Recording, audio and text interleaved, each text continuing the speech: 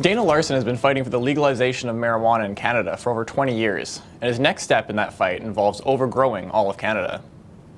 Through his website, overgrowcanada.com, Larson will be mailing out 10 pot seeds to anyone who asks.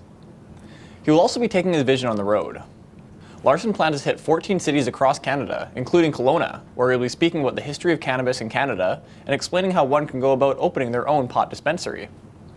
He plans to give away thousands of seeds in the tour.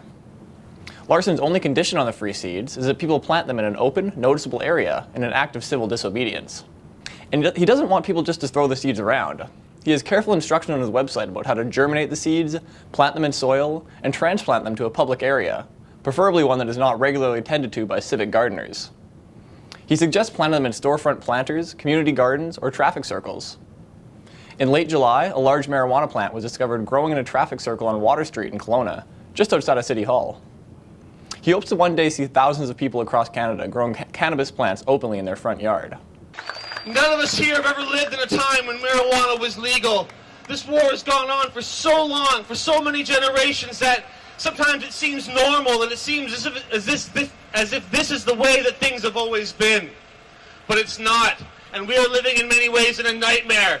And it is time for us to wake up from that dream, to make something better, to make that change. And we can all do that, and we are doing that now.